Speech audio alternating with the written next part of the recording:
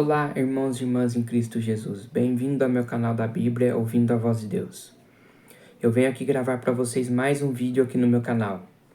E no vídeo de hoje é a Escola Sabatina, a lição de número 7, o pão e a água da vida. Mas antes de eu falar desse tema, eu preciso da ajuda de vocês para se inscreverem no meu canal, deixar o seu like, ativar o sininho das notificações para receberem meu vídeo e compartilhar meu vídeo para o maior número de pessoas, o conteúdo do meu canal. Eu preciso da ajuda de vocês. Vamos aqui para a lição da Escola Sabatina, a lição 7, pão e a água da vida. E o verso áureo diz assim: Então o Senhor disse a Moisés: Até quando vocês se recusarão a guardar os meus mandamentos e as minhas leis? Vejam, o Senhor deu a vocês o sábado. Por isso ele no sexto dia lhes dá alimento para 2 dias. Cada um fique onde está. Ninguém saia do seu lugar no 7º dia. Assim o povo descansou no 7º dia. Depois de deixar o Egito, Israel estava em uma jornada desconhecida para a terra prometida. O povo enfrentou uma jornada longa e difícil e precisava aprender uma infinidade de novas lições. O Senhor o guiaria e cuidaria dele. Desejava ajudá-lo a crescer, mas ele deveria aprender disciplina, autocontrole, sacrifício, altruísmo, confiança no Senhor e especialmente obediência. Moisés era um líder presente e o povo tinha que seguir sua liderança se quisesse triunfar. Era crucial que todos permanecessem juntos, cooperassem como uma comunidade e ajudassem uns aos outros. Havia muitos obstáculos e desafios pela frente.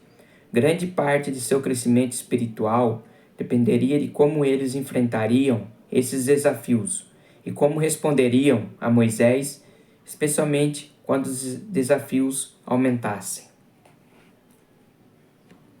Então nós temos que entender aqui o seguinte: nós temos que confiar no Senhor. Quando os problemas vierem para você, vocês têm que colocar seus problemas na mão do Senhor. Não ficar murmurando.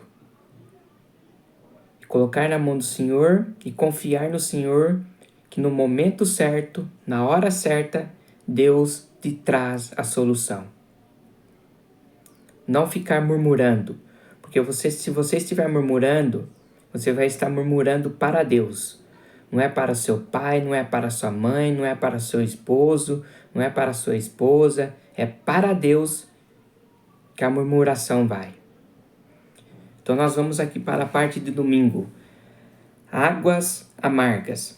Nas narrativas bíblicas, diferentes papéis são desempenhados por diferentes personagens, bons ou maus, e precisamos prestar bastante atenção aos enredos, lugares, ritmo e vilões. No entanto, o elemento mais importante em um enredo geralmente é a solução da crise e as lições aprendidas. Não é diferente esses relatos. Os episódios mostram que Deus traz solução em paz. No entanto, sua obra é afetada pela incredulidade das pessoas. Devido à constante murmuração e desobediência, os hebreus experimentaram graves adversidades e até mesmo tragédias. Eles trouxeram sobre si muitas dificuldades por causa de sua incredulidade e indisposição para se arrepender. Aqui em Êxodo 15, verso do 22 a 27, vai falar das águas amargas.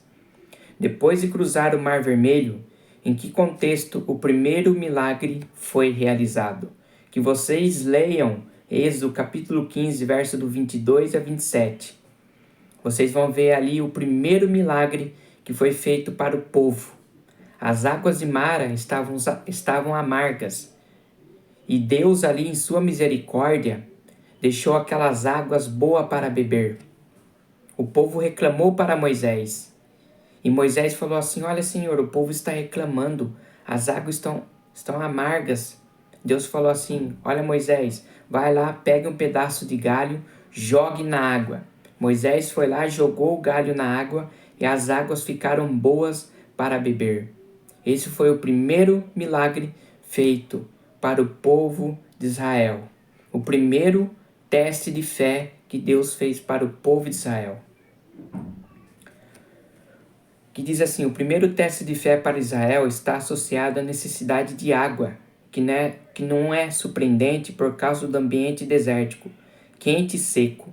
Após 3 dias de viagem, o povo finalmente encontrou água, mas ela era intragável. Mara significa amargo. E como a água era amarga, a fé que Israel tinha no cuidado do Senhor logo se enfraqueceu. No entanto, Deus reagiu demonstrando compaixão, e o primeiro milagre foi realizado com um pedaço de madeira. Obviamente, não foi a madeira que fez o milagre, mas o Senhor que tornou a água doce e potável. O povo de Israel teve que aprender 2 lições importantes aqui. Primeira lição: necessário paciência em esperar o tempo do Senhor. Isso serve para nós hoje. Você está passando por um momento difícil, você quer que Deus resolva agora. Não é assim. Nós temos que ter paciência no Senhor e esperar no Senhor. E outro passo, e outra lição: Deus age em cooperação com seres humanos. Meus queridos e minhas queridas, nós temos que aprender mais a confiar no Senhor. Não ficar murmurando, não ficar reclamando. Queridos, entregue ao Senhor a sua solução, que Deus no momento certo vai agir, como Ele fez com o povo de Israel, deixando a água de Mara doce para o povo beber. É Deus que cuida de nós, é Deus que traz a solução para os nossos problemas. É Deus. Nós temos que apenas confiar. No entanto, os israelitas não deram o devido valor a muitas coisas e logo se esqueceram dos milagres que Deus havia feito por eles, pelos quais tinham acabado de cantar louvores, dizendo: Ó Senhor, quem é como tu entre os deuses? Quem é como tu, glorificado em santidade, terrível em feitos gloriosos, que opera as maravilhas? Ainda assim, mesmo depois de tantas queixas, Deus prometeu que não traria sobre os israelitas nenhuma enfermidade que havia afligido os egípcios. Ele os protegeria, mas eles poderiam experimentar essa promessa somente com a condição de que permanecessem fiéis ao Senhor.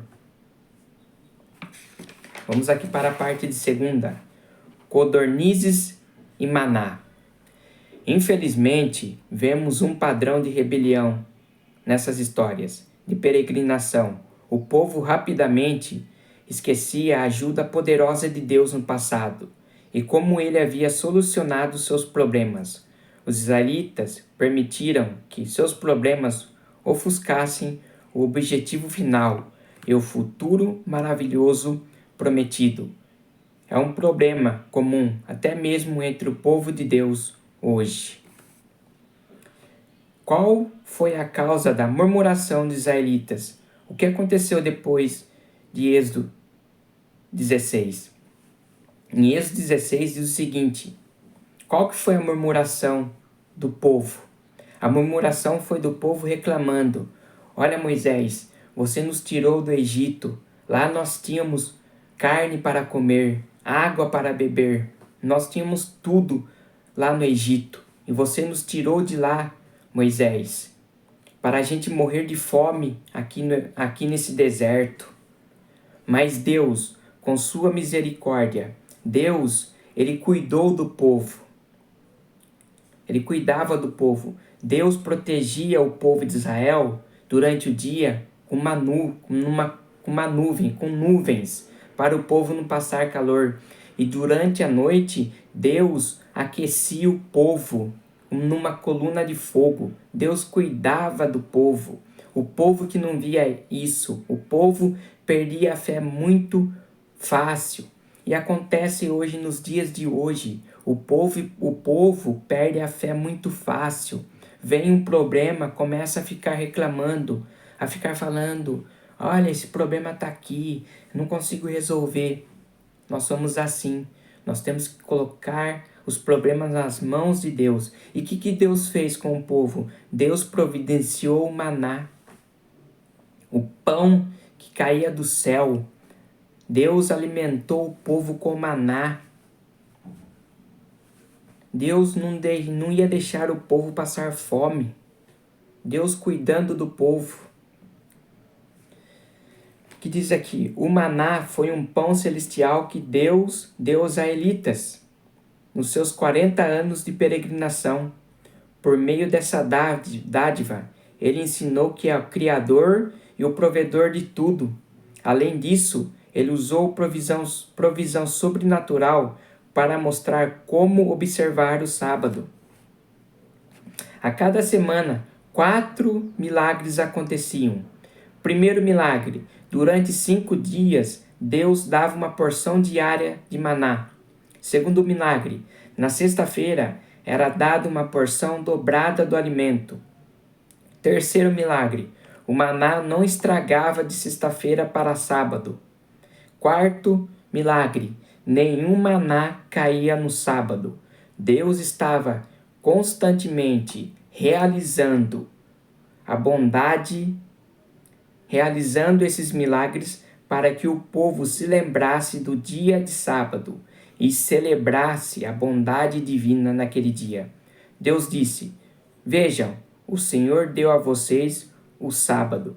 Então que vocês leiam em Êxodo 16, que vocês vão ver falando sobre o maná, sobre o sábado, que Deus falou para o povo de Israel que o maná não cairia no sábado. Na sexta-feira, eles tinham que pegar a porção dobrada, porque no sábado não ia cair. Vejamos aqui o cuidado de Deus para o povo de Israel. Se Deus cuidou do povo de Israel, Deus também cuida de nós. Deus tem cuidado com nós. Deus, Ele sabe do seu problema. Ele sabe que você está passando. Mas apenas você tem que orar a Deus e confiar em Deus, que Deus no momento certo traz a solução. Vamos aqui para a parte de terça. Água da rocha. No deserto, precisamos de muita água. No deserto. Deus cuidou desse problema, mesmo que as pessoas se queixassem, não confiassem nele e até testassem sua capacidade e disposição de dar-lhe água. Em sua incredulidade, elas olharam de volta para o Egito. Mesmo aquele povo incrédulo, reclamando de água, de falta de água, Deus, em sua misericórdia, mesmo o povo se queixando, Deus, ali em sua misericórdia, providenciou água da rocha para o povo de Israel beber. Porque o nosso corpo é feito de água. Nós precisamos de água. Se nós ficarmos sem beber água, nosso corpo começa a sentir falta de água. A garganta começa a secar. É horrível ficar sem água. Nós precisamos de água. Aqui em Êxodo 17, verso do 1 ao 7, que lição o povo deveria ter aprendido com esse incidente? O que o povo ali, em vez de ficar murmurando, o que o povo deveria aprender? A ter paciência, a esperar. E acontece conosco hoje. Nós não temos paciência. Nós queremos algo que a gente falou para Deus, nós queremos que aconteça já no mesmo dia. Não é assim. Nós temos que ter paciência e esperar em Deus. Porque Deus, Ele está no controle de tudo. Deus não ia deixar o povo passar sede. Deus ia providenciar água para o povo. O povo havia esquecido os milagres que Deus mandou no Egito, as pragas. O povo havia esquecido isso. Então que vocês leiam em Êxodo 17, verso do 1 ao 7. Moisés chamou o lugar de Massá, que significa provocação, e Meribá, que significa reclamação. O Senhor deu água aos israelitas, apesar de sua incredulidade. Olha como que Deus foi. Apesar da incredulidade do povo, ainda Deus providenciou água para o povo de Israel. Esses dois nomes deveriam servir de lembrete para que o povo de Israel não provocasse a Deus e nem reclamasse dele. Os israelitas questionaram seriamente a presença de Deus entre eles, embora já tivessem visto muitas evidências concretas, não apenas de sua presença, mas também de seu poder e autoridade. Moisés feriu a rocha, mas era o Filho de Deus que, velado na coluna de nuvem, estava ao lado de Moisés e fazia correr a água doadora de vida.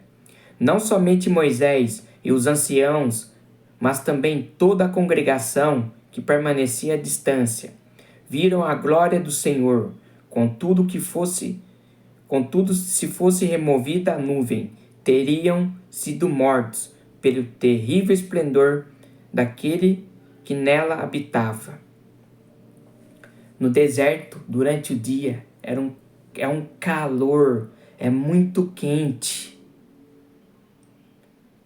E Deus ali, numa coluna de nuvem, cuidava do povo para que o povo não ficasse com calor. Pensou se Deus tirasse essa coluna de nuvem? Ia morrer muita gente naquele deserto. Muita gente. E se Deus também tirasse aquela coluna de fogo também, que aquecia o povo ia morrer muita gente no deserto, porque durante a noite é muito frio no deserto. A água é o símbolo de vida, porque sem água não há vida. Cada célula do corpo precisa de água. A água representa entre 50% e 75% do nosso corpo, dependendo da idade da pessoa. Até os ossos são compostos parcialmente de água. Prover a água no deserto era sinal de que Deus cuidava dos israelitas e de que poderiam confiar nele, mas para isso eles tinham que obedecer. Muitos séculos depois, Paulo lembrou aos crentes de Coríntios que a experiência dos israelitas no deserto foi única. O próprio Cristo não apenas os guiou, mas lhe ofereceu água e atendeu às outras necessidades espirituais e físicas. Paulo disse: beberam todos de uma mesma bebida espiritual, porque bebiam a pedra espiritual. Quem que é a pedra espiritual? É Cristo. Cristo é a pedra espiritual que os seguia, e a pedra era Cristo. Para eles, Cristo era a fonte da vida e o doador da vida eterna. Assim como uma rocha sólida, Deus guiou seu povo com fidelidade. Podemos contar com o Senhor, porque Ele jamais deixar de cumprir suas promessas. E uma das promessas que Jesus deixou na Bíblia é a volta dele. Jesus, ele prometeu voltar em sua segunda vinda. Jesus vai voltar a esta terra para nos buscar. E Jesus prometeu, ele vai cumprir. Porque as promessas de Deus não falham. Tudo que Deus falou, Deus vai cumprir. Nós apenas devemos confiar e crer em Deus. Parte de quarta. Jetro. Moisés foi visitado por Jetro, seu sogro, que também é chamado de Reuel. Jetro trouxe consigo a esposa de Moisés, Zípora, e seus 2 filhos, Gerson e Eliezer. Quando Moisés ouviu que eles estavam chegando, saiu para recebê-los. Em Êxodo 18, quais importantes etapas da história da nação aconteceram esse momento? Que vocês leiam aí em suas Bíblias, Êxodo capítulo 18. Jetro veio porque ouvira sobre a libertação surpreendente que Deus havia realizado por Israel. Moisés narrou a seu sogro, em detalhes, tudo o que o Senhor havia feito a Faraó e aos egípcios, por amor de Israel, e todas as aflições que enfrentaram no Egito, e como o Senhor os havia livrado. Jetro exaltou a bondade de Deus e suas intervenções extraordinárias em favor do povo, declarando: Bendito seja o Senhor que libertou vocês das mãos dos egípcios e da mão de Faraó.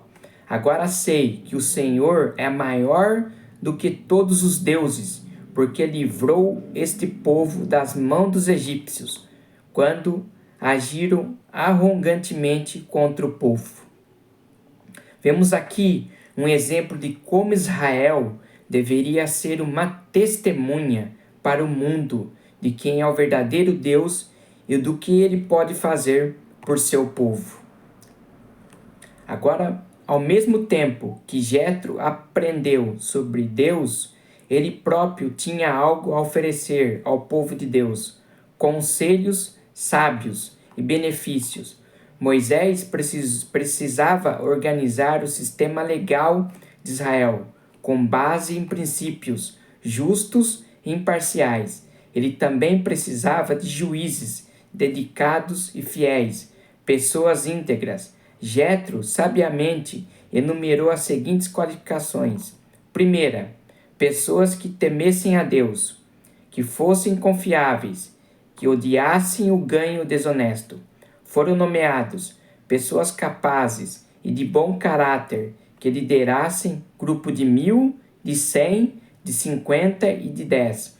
Assim a carga de Moisés seria reduzida. Ele poderia se concentrar em problemas mais relevantes e o povo seria bem servido. Moisés aceitou o sábio conselho de Jetro e nomeou líderes para diferentes funções administrativas. O que diz aqui em Êxodo 18? Que Jetro viu, como nós vemos aqui, que Jetro ouvira falar de como Deus libertou o povo de Israel do Egito. E Jetro veio com Zípora, esposa de Moisés, e os 2 filhos de Moisés. E Jetro ali viu uma coisa.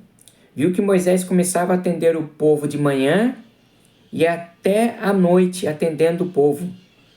E Jetro viu que estava ficando isso muito pesado para Moisés e para o povo. E por isso que Jetro falou: olha, Moisés, nomeiem chefes de 50, de 100 e de 1.000. Coloque os problemas mais fáceis para eles resolverem, Moisés. E os problemas mais difíceis que venham para você. Faça isso. E você vai ter mais tempo para você fazer as outras coisas, Moisés. Em concentrar em problemas mais relevantes. As causas mais difíceis eles tragam para você. E Moisés ouviu o conselho de Jetro, seu sogro. Jetro ali naquele momento, Deus usou Jetro naquele momento para dar esse conselho para Moisés. E Moisés ouviu e aceitou o conselho de seu sogro. Porque essa tarefa de atender o povo estava sendo muito cansativa para Moisés e para o povo.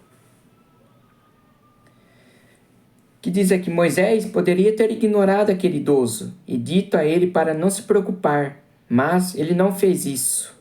Moisés ouviu o conselho do seu sogro e aceitou. O que aprendemos com a disposição de Moisés de ouvir os conselhos de seu sogro? Quando uma pessoa que é de mais idade, quando uma pessoa de mais idade ela te dar um conselho, aceite-o. Porque essa pessoa de mais idade, ela é mais vivida. Ela sabe das coisas. Como Jetro era uma pessoa vivida. Jetro ali aconselhou Moisés e Moisés ouviu o conselho de seu sogro. Na parte de quinta, o pão e a água da vida. Aqui em Coríntios 10, verso 11, segundo Paulo, porque esses acontecimentos foram registrados nas Escrituras Sagradas. Paulo explicou que tudo o que aconteceu aos israelitas são exemplos e advertências para os seguidores de Cristo e os ajudarão a evitar o mesmo problemas, ou seja, eles aprenderão com esses exemplos. Essa é uma instrução pertinente para nós que vivemos no fim dos tempos. Deus concede a seu povo o Espírito Santo para fortalecê-lo com espírito de poder, de amor e de moderação, para que tome decisões corretas e siga seus ensinos. Cristo é a fonte da vida e só Ele nos transforma em sacrifício vivo, santo e agradável a Deus, de modo que não vivamos conforme os padrões deste mundo, mas deixemos que Deus nos transforme pela renovação da mente, para que experimentemos a boa, agradável e perfeita vontade de Deus. Depois, em seu ministério, Jesus extraiu lições desses relatos do Antigo Testamento, especialmente sobre o maná e a água. Ele usou essas imagens para ensinar verdades sobre si mesmo, pois ele era aquele que havia conduzido os israelitas pelo deserto. Aqui em João, capítulo 4, verso do 7 ao 15, e João, capítulo 6, verso 31 a 51, que verdades esses textos revelam para nós cristãos. Leiam esses dois textos que eu falei para vocês. Leiam aí que vocês vão ver as verdades que estão aí. Quem que é a água da vida? Quem que é o pão da vida? Aqui em João 4, vai falar da mulher samaritana. Descobriu que Cristo oferece algo que ela não poderia obter em nenhum outro lugar. É Deus quem desperta em nós a sede interior por paz, alegria, felicidade. Portanto, somente Ele pode satisfazê-la. Essa mulher samaritana, o que ela encontrou em Jesus? A água viva. A água viva. Jesus ali falou da vida dessa mulher samaritana. E essa mulher samaritana aceitou a Jesus. Ela aceitou a água viva. E essa água viva transbordou de dentro dela. Ela transbordou. Que ela saiu, ela testemunhou para a Samaria inteira sobre Jesus. Ela foi falando para cada samaritano, olha, o Messias, Jesus, ele falou da minha vida, ele me perdoou, ele não me condenou, ele falou toda a minha vida. Vão lá, venham comigo, venham ver Jesus, ele tem palavras de Deus. E ela levou muitos samaritanos ali. E Jesus pregou para muitos samaritanos. E muitos samaritanos creram em Jesus. Nós temos que ser testemunhas de Cristo aqui nessa terra. Testemunhar sobre Jesus. O que Jesus fez na sua vida. Testemunhem, falem. E a outra, João capítulo 6, fala do pão da vida. Que Jesus é o pão da vida. O pão que desceu dos céus. Que deu a vida por nós, que derramou seu sangue por nós. Jesus é o pão da vida. Nós temos que alimentar desse pão da vida, que é Jesus. Como nós alimentamos? Lendo a sua palavra, lendo a Bíblia, falando de Jesus para as outras pessoas, como a mulher samaritana fez. No contexto do maná, Jesus explicou que foi Deus, e não Moisés, que havia provido esse alimento ao povo. Então ele declarou: eu sou o pão da vida. Quem vem a mim jamais terá fome. Jesus destacou 3 vezes que ele é o pão do céu, o pão da vida. Assim como o maná no deserto era o pão do céu, a água da rocha era a dádiva de Cristo para saciar a sede do seu povo. Além desses aspectos físicos, o pão e a água também tinham significado espiritual, pois Jesus Cristo é o pão da vida e a água viva. Por isso, é somente nele que nossa sede e fome espirituais podem ser verdadeiramente saciadas. Então essa foi a lição de número 7. O pão e a água da vida. Que Deus abençoe vocês, que a graça do nosso Senhor Jesus Cristo esteja sempre em seus corações. E até o meu próximo vídeo. Tchau!